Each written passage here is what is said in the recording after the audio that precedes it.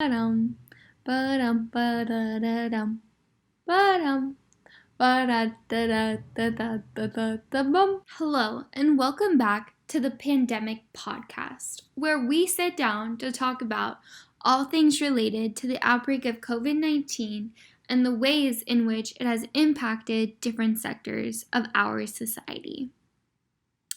This episode is hosted today by yours truly, Faith Bugenhagen. In today's segment, we will talk about the CARES Act. The CARES Act was legislation passed by Congress in December 2020. I know, this seems like such a long time ago given the time vacuum that is COVID-19. Ba-dum, ba-dum, ba-da-da-dum, ba-dum, ba-da-da-da-da-da-da-da-bum. Like mentioned in our introduction of today's segment, we will be talking about the CARES Act. The CARES Act is divided into 3 core unemployment assistance programs.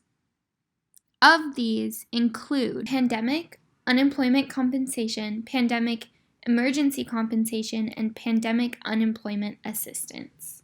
Legislation targets many different issues of unemployment insecurity experienced by workers that stemmed from forced closures due to the pandemic. The federal government fully funded these programs, and the entirety of these assistance plans are to be projected at around $260 billion. Woo! That's a lot of money, which makes sense because the government is essentially biting off more than they can chew.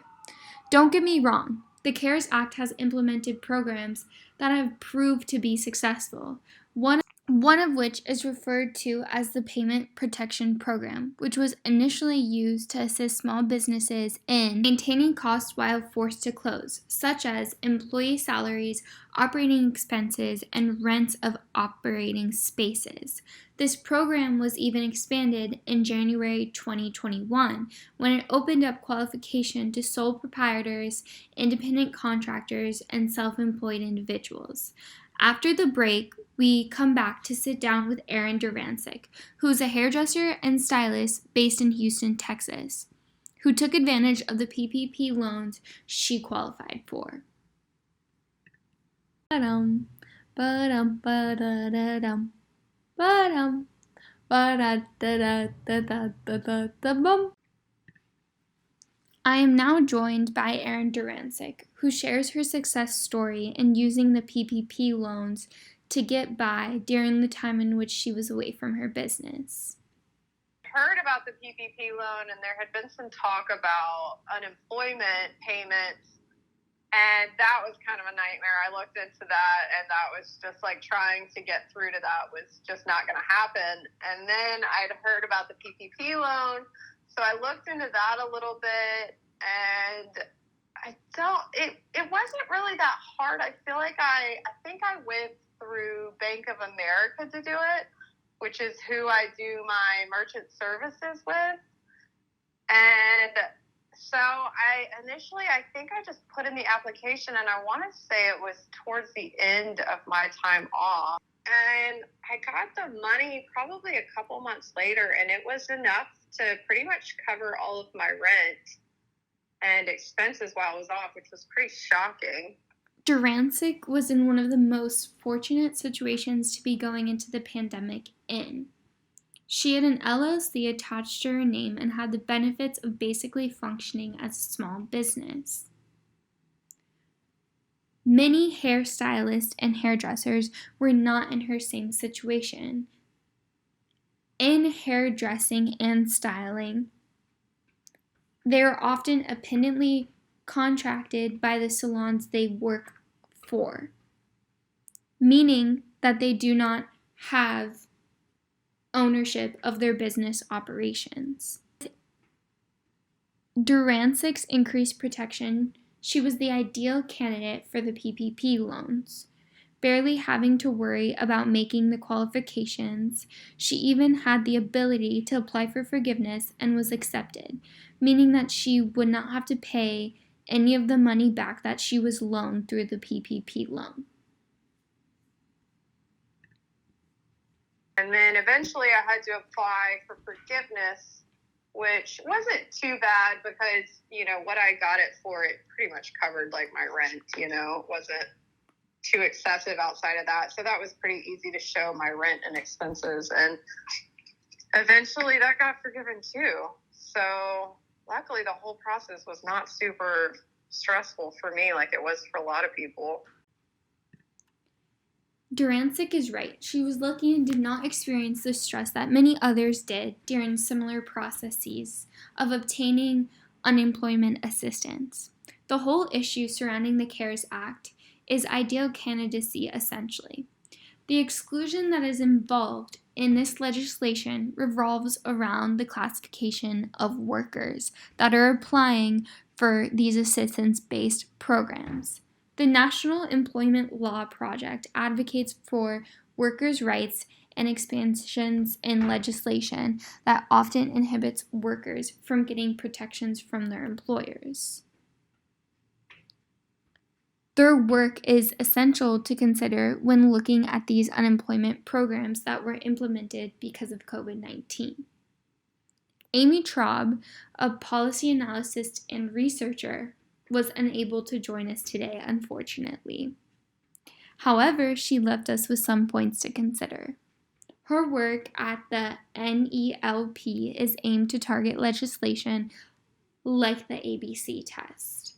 This test often misclassifies workers as independent contractors in order for businesses to not have the responsibility of providing benefits to said employees. This test is different from state to state. However, in certain states, it specifically misclassifies contractors in order for these businesses to have the ability to not give workers the benefits that they deserve given their employment. Examples of exploitations like this are just some of the ways these unemployment assistance programs are riddled with loopholes for those who need the assistance to fall short in qualifying for it. Much like the qualifications for the PPP loans, expansions in core legislation and assistance-based programs are the only way that these efforts are going to actually make a difference in workers' lives. Without inclusive frameworks applied to these plans, misclassified workers will continue to be pushed to the wayside when in reality, they're the ones that need this assistance most.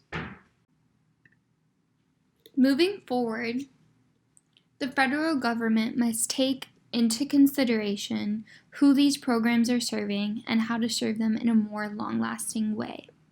The CARES Act provided a lot of supplemental assistance during an uncertain time, but it opened up conversations about the ways the federal government must tackle long-term unemployment assistance.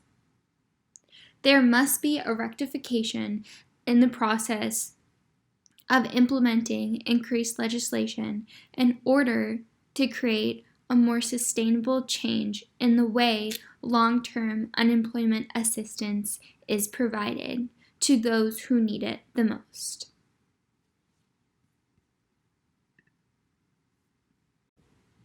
Bum, ba-dum, ba-dum, ba-da-da-dum, ba-dum, ba-da-da-da-da-da-da-da-da-bum, ba-dum, da-da-da-da-da-da-da-da-da-ay.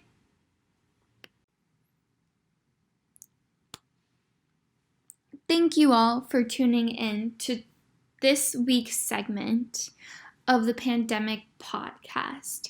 Next week, we will be discussing how benefits have fluctuated during the course of the pandemic for corporate workers. If you're interested in the topic of conversation, we'd love to have you. This was your host, Faith Bugenhagen. Thank you again for joining us on this week's segment of the Pandemic Podcast. Have a lovely Tuesday evening, and we hope to see you tune in next week.